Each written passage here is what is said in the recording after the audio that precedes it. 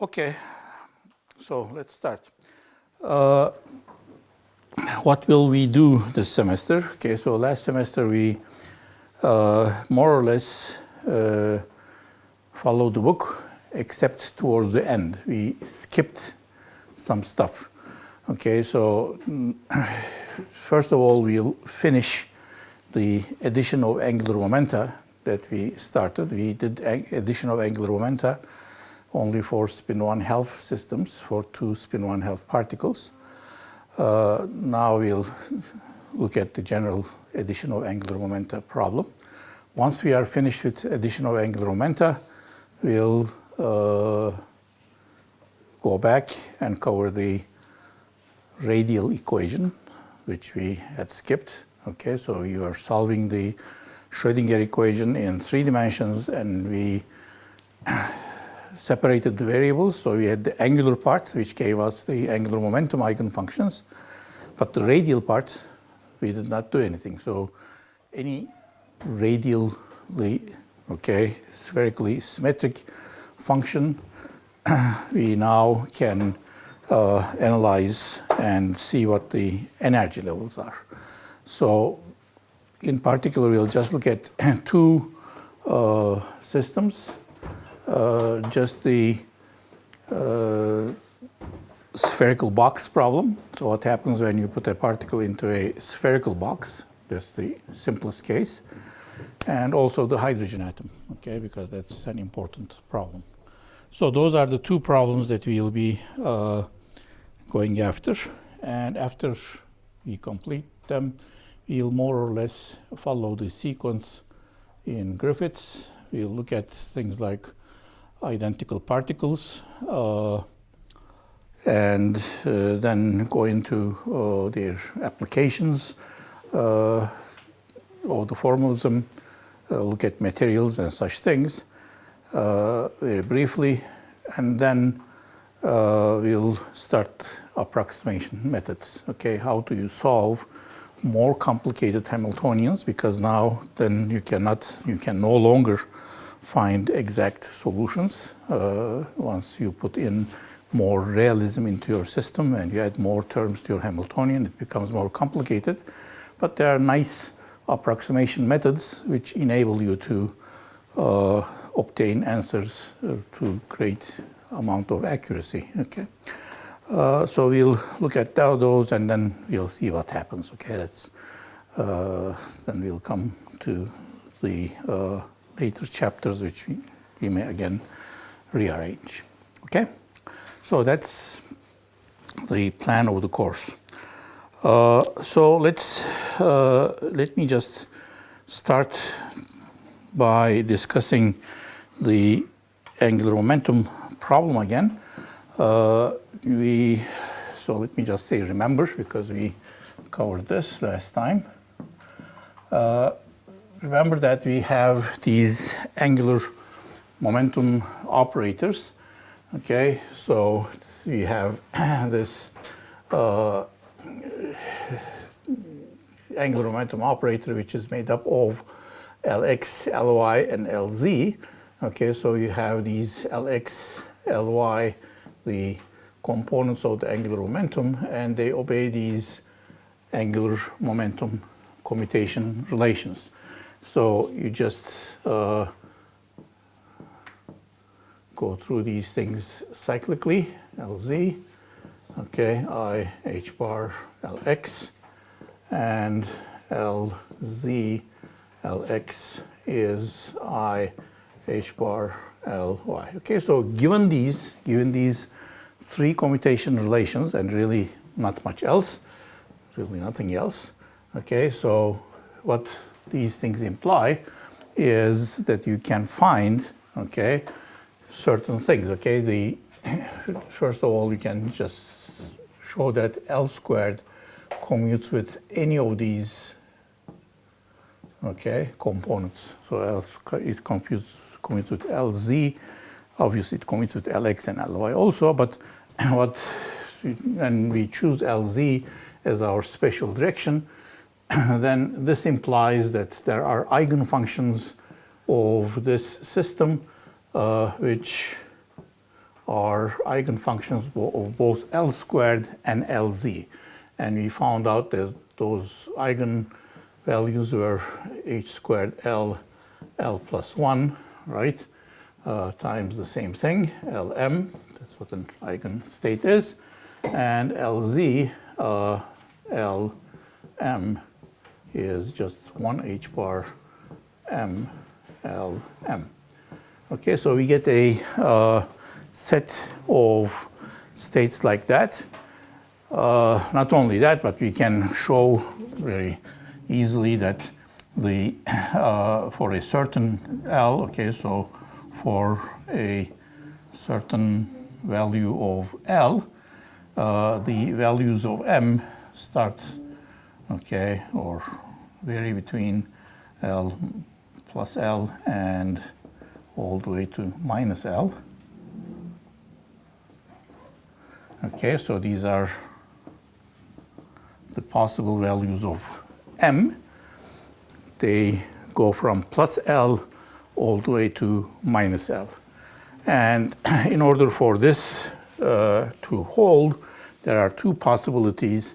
Okay, L is either equal to 0, 1, 2, 3, etc., or L is equal to 1/2, 3/2, 5/2, etc. Okay, so these fractional cases arise for the intrinsic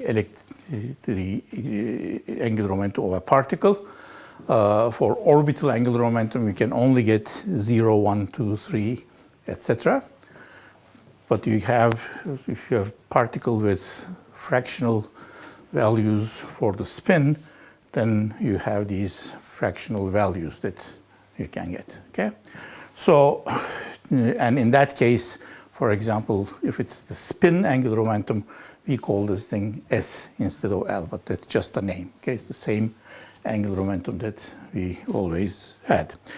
Okay, so let me just move over here and look at the S equal to 1/2 case.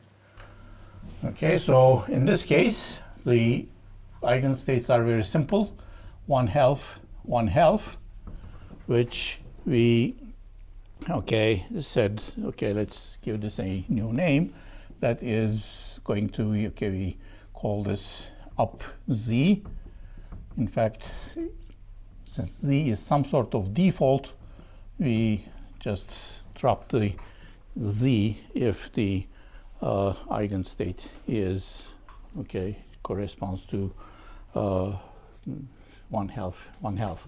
Similarly, I have 1/2 minus 1/2, okay, so that's the other case, so we call this thing down Z, okay, which we showed by that.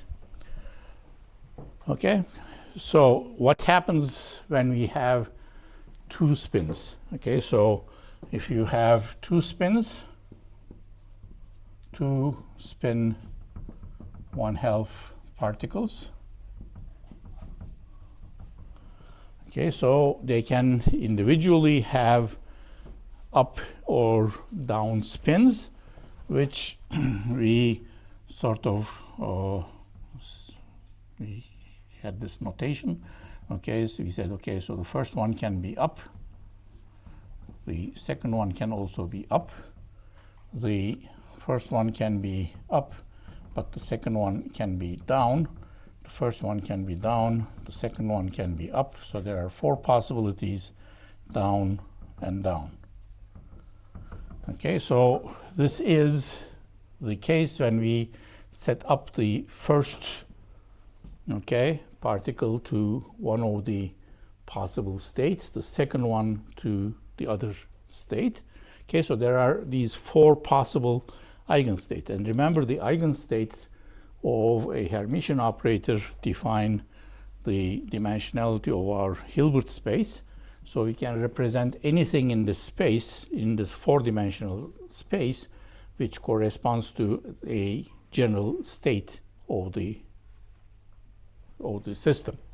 Okay, so just for completeness of the notation, we sometimes just sort of write these things as that, just collapse it into a single ket. Okay, so these things, these four directions, okay, so they all have to be perpendicular, so I cannot draw four perpendicular vectors and represent them on the board. But if you have these four directions, orthonormal directions, up, up, okay, up, down, down, up, okay, and down, down, define your Hilbert space. It's a four-dimensional space, and your system, okay, this two-spin system in general is a vector, a psi vector in this space. It's made up of these components, right? Okay, so this type of representation we call the outer product space. But, okay, there is an interesting extension of all of this. Because this is now a two-spin particle, I can look at what the total spin of the system is. So I can look at what, okay, S1 plus S2 is. And what is interesting here is that I can just write, for example, what is the x component of this? Well, it is S1x plus S2x, and so on. Okay, Sy is equal to S1y plus S2y.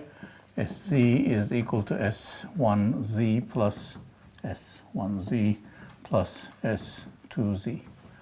So if I now look at the commutation relation of, say, Sx with Sy, it's going to be the commutator of S1x plus S1 S2x with S1y plus S2y. Okay, but ones and twos commute. Okay, they are independent of one another for the first particle and the second particle. So the only things that I need to consider for the commutator are S1x and S1y, S2x and S2y. So this is just going to be S1x with S1y plus S2x with S2y. And that gives me I h bar times, okay, SZ1 plus, okay, this 1z plus S2z, which is I h bar SZ. You see, I have exactly the same commutation relation. Sx with Sy gives me I h bar Sz. And so on, okay, because space is obviously isotropic. If I look at Sy with Sz, I'm going to get I h bar Sx, and Sz with Sx will give me I h bar Sy. And just like these three objects, okay, when I use them, give me all the structure. Now the total angular momentum has the same structure. Okay, so that means the total angular momentum that I have here also is going to generate a similar structure. Okay, so this operator S, again, I am going to get S squared commutes with Sz. Okay, same algebra, because I have the same commutation relations. So I'm going to get S squared Sz equal to 0. And that means, again, I am going to get a set of objects, okay, S squared operating on some S and M, okay, is going to be h bar squared S plus 1 times the same thing. And S squared, well, SC, SM is going to be M H bar SM. Okay, so I'm going to get simultaneous eigenkets of these things. And we identified the relationship between this stuff and those. Okay, so now if you look at, for example, something like this, up, up, okay, which is one of the states of this outer product space. But if I now operate on this with Jz, or Sz, I'm sorry, Sz, the z component of the total spin, what does that mean? That's going to be Sz1. Let me be consistent. Sometimes I put the index first, sometimes the direction. So S1z plus S2z. Okay. Operating on the first object, which is 1/2, 1/2.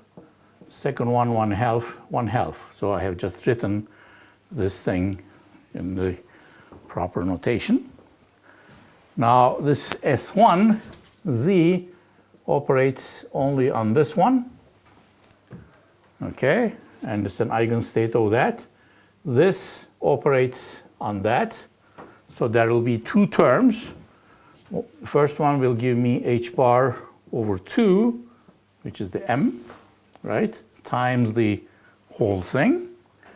Plus the second term gives me h bar over 2 times the same thing. So I find out that this is an eigenstate of the Sz operator, okay, with an eigenvalue equal to 1 h bar.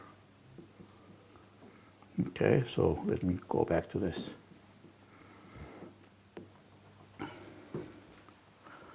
Okay, and if I look at what is going on with S squared on this, okay, I'll skip the algebra, but we can easily see that it's going to be h bar squared times 2 times up and up. So this object, okay, is an eigenstate of S squared and Sz corresponding to an Sz eigenvalue of 1 h bar and an L equal to 1. Okay, so that means I have this up, up is equal to 1, 0. Okay, so now I have two ways of looking at this Hilbert space, this 4-dimensional Hilbert space. So let me try to draw that a little bigger. Okay, so I have this 4-dimensional Hilbert space. All of these vectors are supposed to be perpendicular to each other, okay, somehow. Yes. 1, 1, I'm sorry. Thank you. 1 and 1. Okay. So something like that. Okay, so, and now these things, which I called one, well, up, up, okay, up, down, say down, up. So these are the 4 eigenstates in the, okay, outer product space. But now I have just seen that this up, up is also equal to a total angular momentum state. It's equal to 1, 1. And I can generate the other set of states. So I have this 1, 1. So somehow I should have a 1, 0 and a 1 minus 1. And it turns out I also have a 0, 0 state. So this 1, 1 we just saw is equal to up state. And okay, so last semester we looked at all of these things. This was a down state. And then I have these 1 over root 2 up, down, minus, plus, down, up, and 1 over root 2 up, down, minus, down, up states. Okay, so I have all of these things. So this turns out to be 1 minus 1. But there are two other vectors which are perpendicular to the, okay, so I'm going to draw these axes again with superimposed with red. So there are also these red axes which are also perpendicular to one another. Okay, obviously I'm just making this up. So this is going to be a 1, 0 vector, and that's going to be a 0, 0 vector. Okay, so I also have these 4, again, orthonormal vectors, which are made up of these total angular momentum states, which give me an alternative description of the same space. Okay, so I can either use these 4 orthonormal states made up of those 4, or I can use these 4 states which are made up like that. Okay, so this is all stuff that we covered last time, right? So remember, we gave these things names, and these L equal to 1 states were the triplet states, and this lonely one here is the singlet state. Okay, these things have total angular momentum corresponding to S equal to 1. This one corresponds to S equal to 0. Okay, any questions, anything that you want to discuss at this time? Okay, so now let's look at the more general case. Okay, so this is going to be fun because we are mainly going to repeat the same stuff and get, again, similar results. Okay, so two, okay, different angular, okay, momenta. Suppose I have L1 and L2.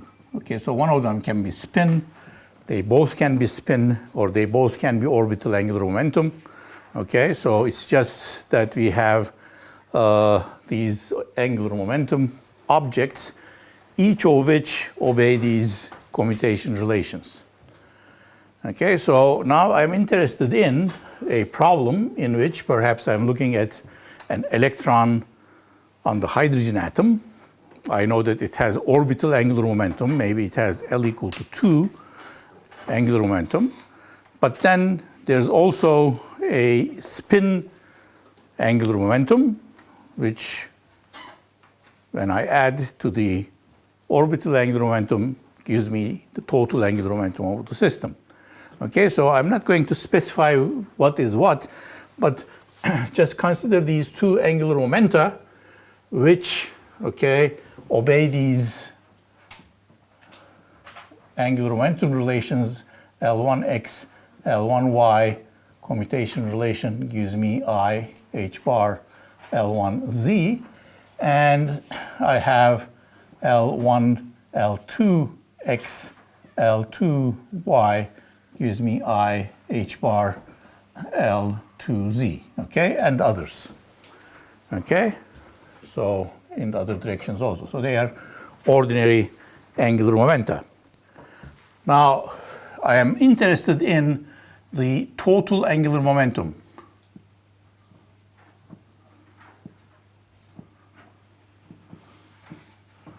The total angular momentum, okay, I'm going to call it J, just because people do so, okay, and I write that as L1 plus L2. Okay, so J is the total angular momentum. And now if I look at the commutation relation for this, okay, so if I look at Jx with Jy, how does that behave? Well, this is then commutator of Jx, which is L1x plus L2x, okay, commutator with L1y plus L2y. Again, since this L1 and L2 are two independent objects, okay, you can even consider them as two different particles if you like, okay, they do not see one another. 1 and 2 does not see one another, so L1x does not commute with L1y, and L2x does not commute with L2y, but L1x commutes with L2y and L2x commutes with L1y, so I don't have to worry about those. So the only things that I have to worry about are things like L1x with L1y plus L2x with L2y, okay, and that gives me IH bar, okay, L1z plus L2z, which is IH bar LZ, well, JZ, okay. So you see the total angular momentum also obeys the commutation relations. And immediately, okay, as soon as I see this, I don't have to do rest of the algebra, okay. There are these, okay, first of all, J squared then commutes with JZ, okay. And that means I can find simultaneous eigenstates of this thing. So it's going to be some, okay, total angular momentum, which is going to be L and M, okay, without any indices means it's the total. So that if I look at what J squared Lm is, it's going to be H bar squared L plus 1 Lm, and Jz, so this is the third time I'm writing this, but just to emphasize that these commutation relations are just sufficient to generate these relations. Okay, so I'm going to get a set of L and M like this. In the case of 1/2 spins, remember we have these triplet states which correspond to L equal to 1 and then L equal to 0. Now, in the case of a more complicated L1 and L2, obviously I'm going to get more numbers for L and M, okay? So let's just do some counting, okay? So let's just do some counting to see the dimensionality of the Hilbert space. We are going to now live in a higher dimensional space. Okay, so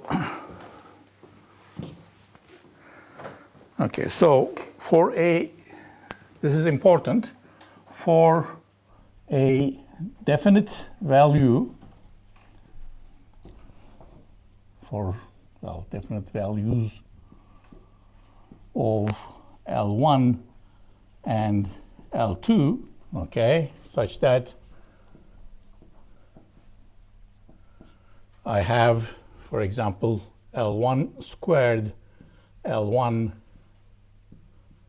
M1 equals H bar squared L1 L1 plus 1, okay, L1 M1, and so on.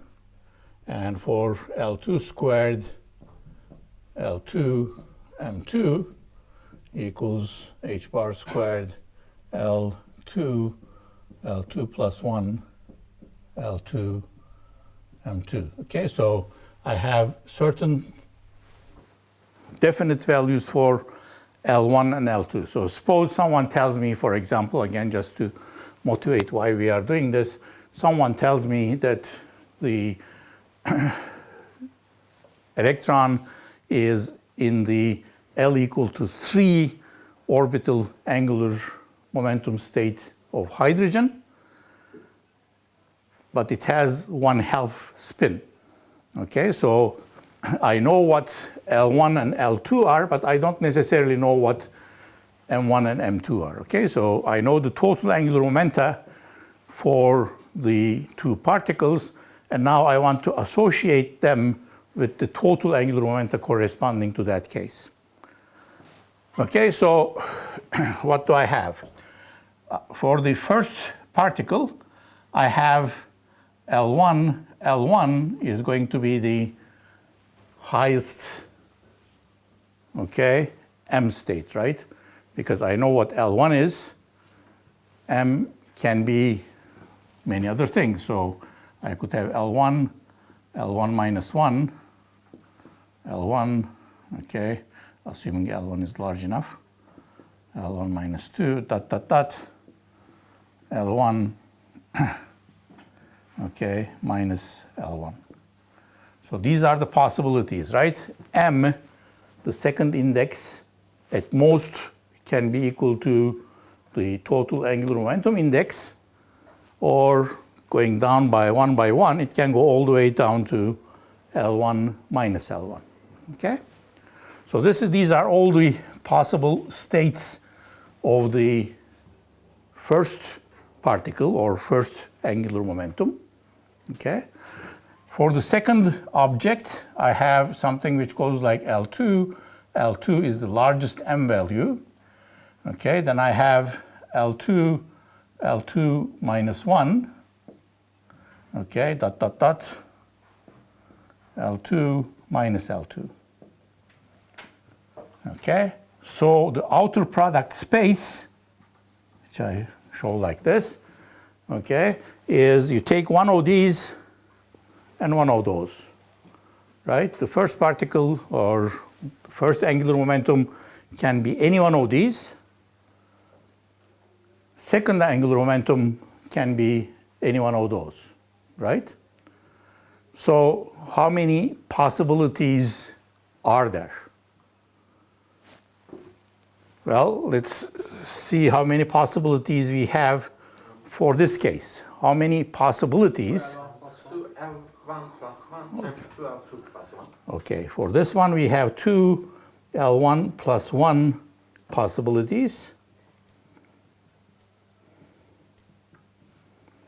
Okay, and for this one, 2 L2 plus 1 possibilities. Okay, so for example, if I have L2 equal to 1/2, if it's a spin 1/2 system, then 1/2 times 2 is 1 plus 1, 2. There are two possibilities, right? Spin up, spin down.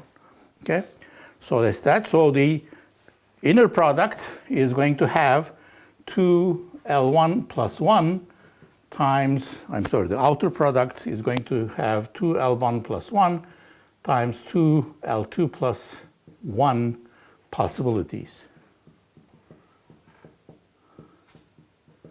Okay, so this is the dimensionality of the Hilbert space, corresponding to just these L1 and L2 values for the angular momentum, okay? So for those cases, I'm going to have that many possibilities, and that's the dimensionality of the space. So those are all possible angular momenta of this stuff. Now I know that this is associated with some total angular momentum, right? So the total angular momentum, let me just go through. Okay, let me try to motivate you. How am I doing on time? Okay. So let me try to motivate you, just like, okay, we did for the spin 1/2 particle. Okay, so let's look at that. 10 minutes. Okay. So let's consider a certain state. Let me consider taking the top z angular momentum state over here and top z angular momentum state on the other side. So consider the L1, L1, L2, L2 state. Okay? Now, let me hit on this with the JZ operator. What happens? L1, L1, L2, L2. Okay, we did this for the spin one half case, right? So let's see what's going to happen. So this is going to be equal to L1Z plus L2Z, right? That's what JZ is. Operating on L1, L1, and L2, L2 state. Again, this is just going to hit on that. That is just going to, okay, operate on that, right? So what do I get? L plus L2. L1 plus L2 times the same vector. Well, you also need an h bar, right? So that you have the proper units. So this one is going to give me L1 times h bar. This one is going to give me L2 times h bar. So I'm going to get h bar times L1 plus L2 times the same thing. So that's very nice. This is already an eigenstate, okay, of the JZ operator. Okay? Now, is it an eigenstate of the J squared operator? Okay, we'll have to look. Okay, so what is J squared on L1, L1, and L2, L2? Now, what is J squared? It is L1 squared, well, let's just do it slowly, L1 plus L2 squared, okay,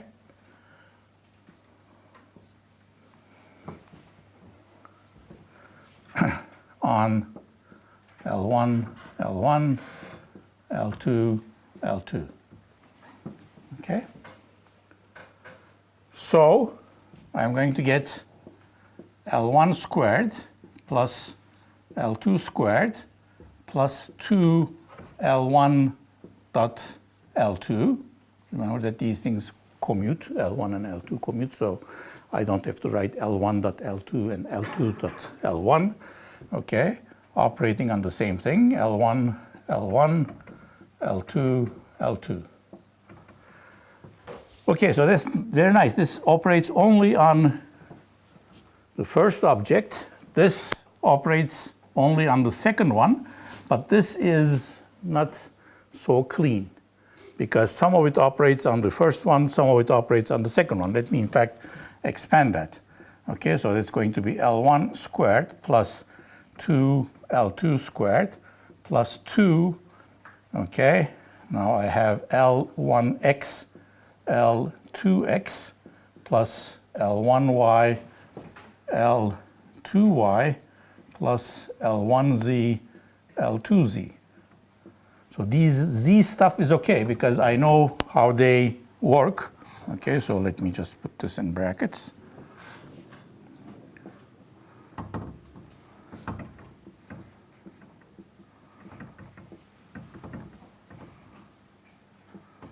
Okay, so I know how the L squared, L1 squared will operate on this. I know how L2 squared will operate on that. Okay, so that's okay. But now Lx and Ly are nasty stuff, right? Because these are not eigenfunctions of Lx and Ly. But we have this nice trick whenever we have these x and y operators. How did we handle them? We replace them with raising and lower. Okay, very good. So, for example, this L1x, we are going to replace with 1 over 2 L1 plus L1 minus. Okay, so similarly, this one we are going to replace with 1 over 2 L1 L2 plus L2 minus. Okay, so that's that. How about these ones? What does this correspond to? It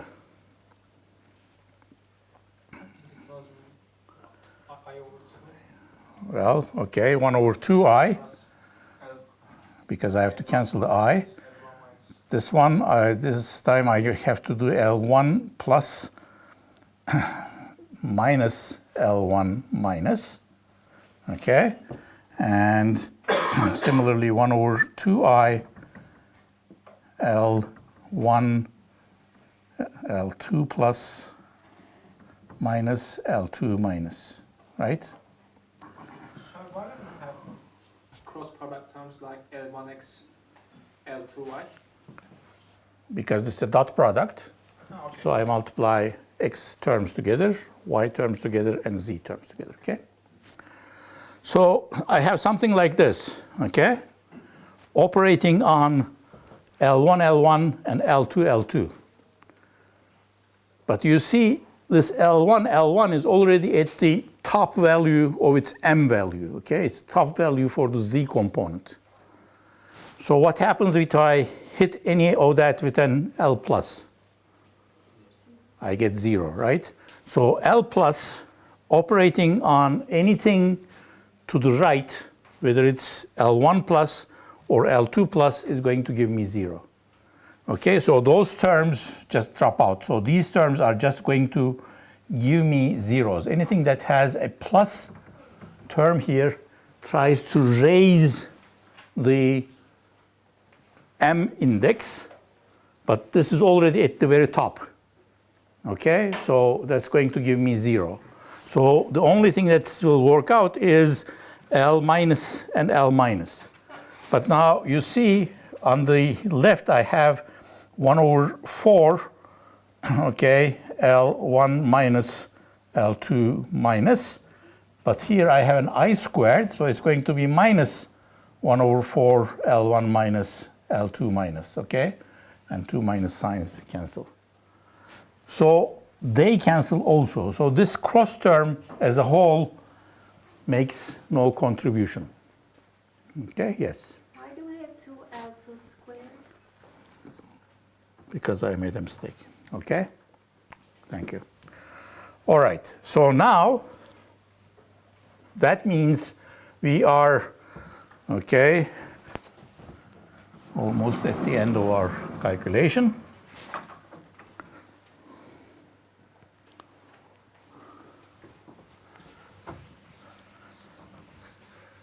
And that means, okay, so let me just summarize this over here. J squared on L1, L1, L2, L2 is equal to L1 squared plus L2 squared plus 2 L1z, L2z. Okay, operating on the same thing. L1, L2, L1, L1, L2, L2. Okay, so now help me with evaluating this operation. What does L1 squared hitting on this will give me? H bar squared. Okay, so everything is going to be proportional to h bar squared because it's angular momentum squared. The first term is going to give me L1 plus 1. L1 plus 1. The second one L2 plus L2 plus 1. And this one plus 2 L1, L2. Okay. Times L1, L1, L2, L2. Okay, but now you see I can write this thing as what? Okay, I have an L1, L2 here. I'm sorry, L1 squared here. So this is equal to h bar squared. So let me just do this term.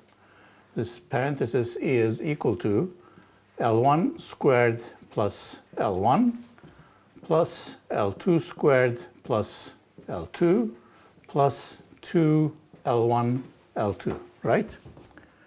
So if I just take these square terms, L1 squared, L2 squared, and 2 L1 L2, it's equal to L1 plus L2 squared plus L1 plus L2. Or I can write this as L1 plus L2 multiplying L1 plus L2 plus 1. So what happened?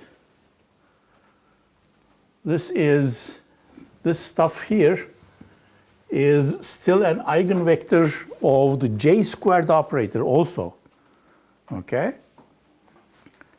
And the total angular momentum index is equal to L1 plus L2, okay? So this object here, L1, L1, L2, L2,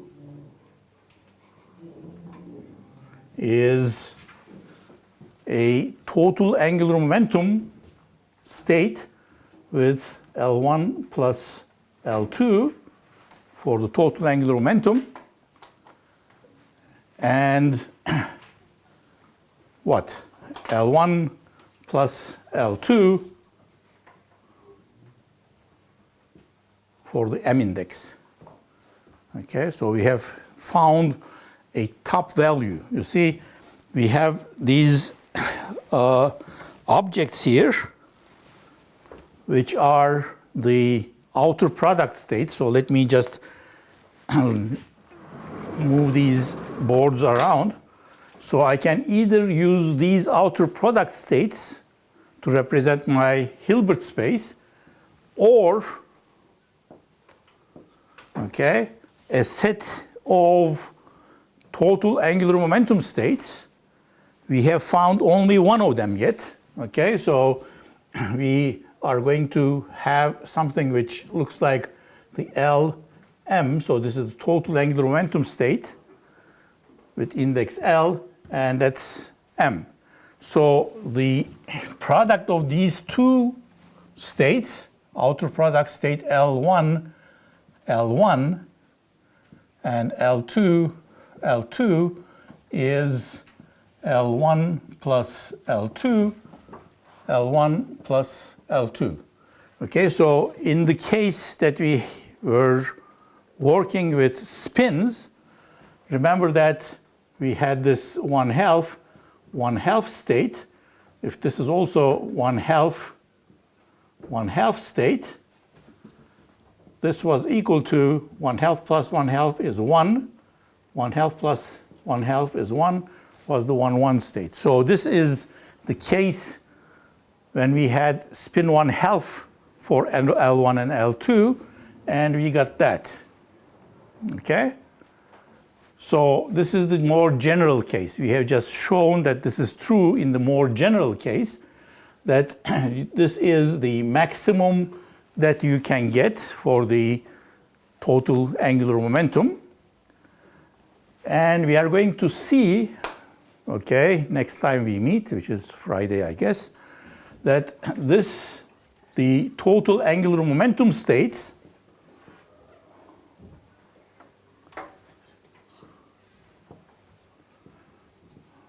okay, starts with L1 plus L2 times some set of M. Okay, so this is the highest one that we have.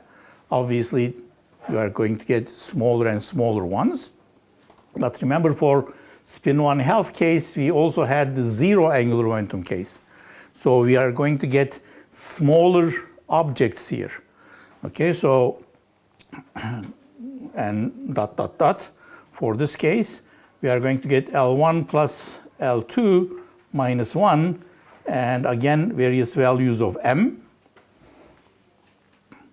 And how far can this go? Okay, what would your guess be? You have these two angular momentum vectors, and we are looking at the total angular momentum. What can be the smallest angular momentum that you can have? Minus L1 minus L2. Okay, well, not minus, these are always positive numbers. Absolute will be Well, okay, absolute value of L1 minus L2. Okay, so one of them is going to be bigger. Okay, so it really depends on whether you reach zero. Okay, so if you have a large L1 and a smaller L2, so the limiting case is the total angular momentum cannot be smaller than L1 minus L2. Okay, so it can go all the way down to zero if L1 and L2 are equal to one another.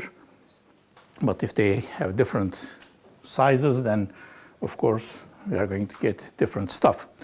Okay, so how much time do we have? Minus 5 minutes, so we have to stop. But as an exercise, we'll do this next time.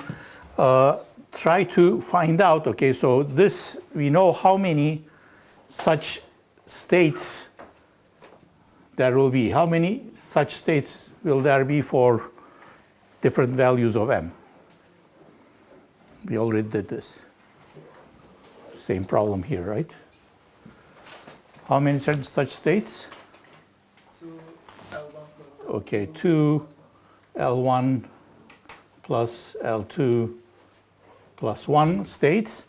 And similarly, 2 L1 plus L2 minus 1 plus 1 states, all the way down to 2 L1 minus L2 plus 1 states. So how many total states?